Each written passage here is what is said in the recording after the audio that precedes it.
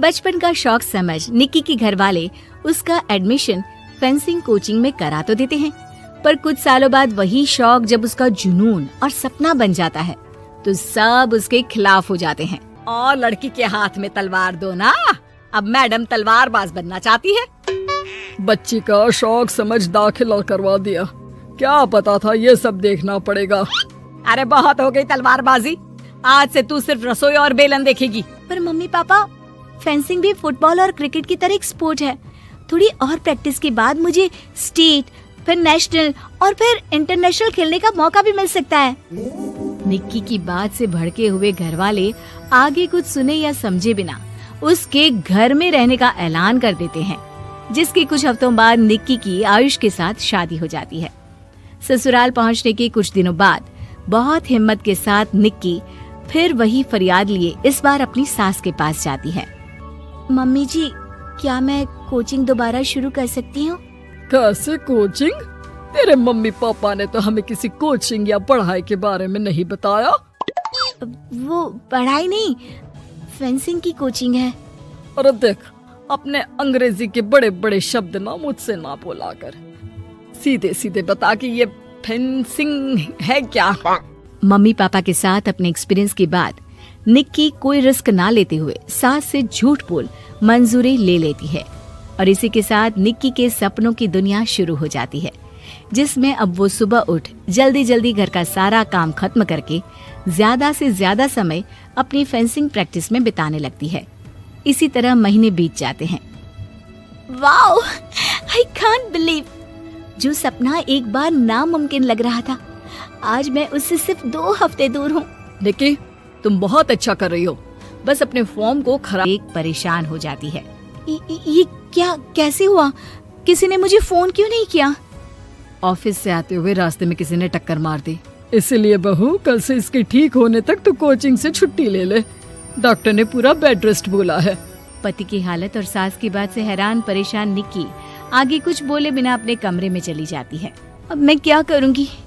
दोनों तरफ मेरी जिम्मेदारी है, अगर एक भी पूरी नहीं की तो लाइफ में दोबारा सुकून की सांस नहीं ले पाऊंगी। सच बता दूं क्या? नहीं, अगर इन्होंने भी घर में कैद कर लिया तो बचा कुचा मौका भी खो दूंगी। भगवान, आपने मुझे कहाँ फंसा दिया। मन ही मन ये सब सोचते हुए निक्की घर के काम और पति की सेवा में लग जाती है। इसी तरह 1 हफ्ता बीत जाता है। बहुत सोचने के बाद भी जब कोई दूसरा रास्ता नहीं दिखता तो निक्की सबको फेंसिंग की सच्चाई बताने का फैसला करती है और सास और पति के पास आती है। मम्मी, आयुष, मुझे आप दोनों से एक बात करनी है। तुम्हें भी मम्मी की तरह गैस हो गई है क्या? तू भी बूढ़ी औरत की मजाक उड़ा ले। एक दिन जब तेरे बच्चे तेरा मजाक उड़ाएंगे ना, तो मैं भी उनके साथ बैठकर हंसूंगी। घर का ये हंसता खेलता माहौल देखकर निक्की आगे कुछ बोल ही नहीं पाती। तभी गोलियां चलने की आवाज सुनकर सब डर जाते हैं और कुछ आतंकवादी घर में घुसकर सबको बाहर निकाल देते हैं, जहां उनके एरिया के बाकी सब लोग भी इकट्ठा होते हैं। ये किसी भी तरह के होशियारी नहीं करेगा, हमें बस कुछ समय के लिए चुप रहने की जगह चाहिए, इसलिए अगर तमीज में रहोगे तो जिंदा बच जाओगे, और अगर मरने का ज्यादा मन हो तो अपना सीआईडी वाला दिमाग चला सकते हो। डर की वजह से कोई इसके आगे कुछ नहीं बोलता। कुछ घंटे इसी तरह आतंकवादियों की कैद में बैठे रहने के बाद निक्की की सास गुस्से में चिल्लाने लगती है। अरे तुम कल मुँहों को आम लोगों को परेशान करने के अलावा और कुछ नहीं आता क्या? मैं कहती हूँ, अरे एक एक को मेरी बद्दुआ लगेगी, कोई जिंदा नहीं बचेगा। ये आप क्या कर रही हो मम्मी?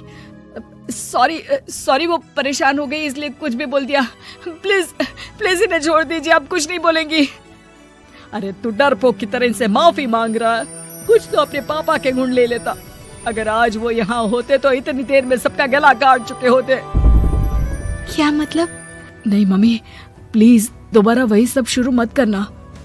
आखिर कोई मुझे भी बताएगा कि बात क्या है। तेरे ससुर जी अपने समय के सबसे बेहतरीन और उम्दा तलवारबाज थे, कोई जिन्हें बहुत देर तक सुनने के बाद अपने आप को रोक ना पाते हुए निक्की आखिर उनसे तलवार के बारे में पूछ ही लेती है। मम्मी जी, क्या पापा जी की वो तलवार आज भी आपके पास है? अरे इन्होंने अपने बेटे से ज्यादा उस तलवार से प्यार किया है, तो फेंक कैसे देती। संदूक में संभाल कर रखी है। आयुष की बात सुन निक्की की आंखें चमक उठती हैं और वो सब कुछ भूल तलवार निकालने की बात कर बैठती है, जिसे सुन बाकी दोनों की आंखें फट जाती हैं। क्या बोला? जरा फिर से बोल। क्या कहानियां सुनकर तुम भी अपने आप को झांसी की रानी समझने लगी? यही समझ लो कि तुमने झांसी की रानी के साथ ही शादी की है। ओ मोहतरमा, जरा सपनों की दुनिया से बाहर निकल आओ और शांति से बैठ जाओ। आई बड़ी झांसी की रानी बनेगी।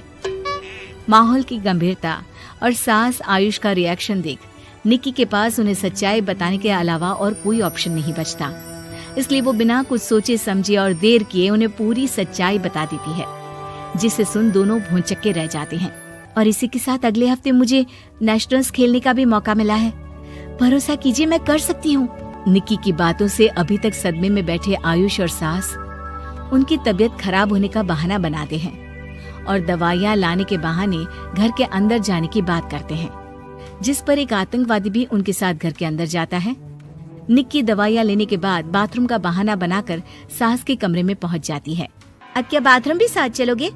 यहीं कमरे में रुको। 5 मिनट में बाहर नहीं आई तो अंदर आकर सारी गालियाँ सिर में उतार दूंगा। निक्की बाथरूम के अंदर चली जाती है। अब क्या करूं? तलवार कैसे निकालूं? मुझे किसी भी तरह इससे छुटकारा पाना होगा।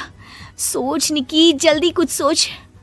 कुछ देर परेशान बाथरूम में इधर से उधर घूमने के बाद निक्की की नजर फर्स्ट एड बॉक्स पर पड़ती है और वो तुरंत उसमें से कैंची निकालकर उसे छुपाते हुए चुपचाप बाहर निकल आती है। हो गया तुम्हारा सारा नाटक खत्म। अब चुपचाप ये दवाइयाँ उठाकर बाहर चलो। ऐसा बोलकर जैसे ही आतंकवादी मुड़ता है, निक्की तुरंत उसकी गर्दन पर कैंची से वार कर देती है और उसकी बंदूक हाथ में लिए संदूक से तलवार निकालने लगती है, जिसके कुछ देर बाद वो घर के पीछे वाली खिड़की से बाहर निकलकर छुपकर एक एक करके सब आतंकवादियों पर वार करके उन्हें घायल कर देती है। अब सारे पब्लिक की कैद में आ जाते हैं। ये सब देखकर आयुष और सास के साथ सारे लोग दंग रह जाते हैं। सास का सर गर्व से ऊंचा हो जाता है। मेरी बहू सिर्फ नेशनल्स नहीं, इंटरनेशनल भी खेलेगी। हाँ।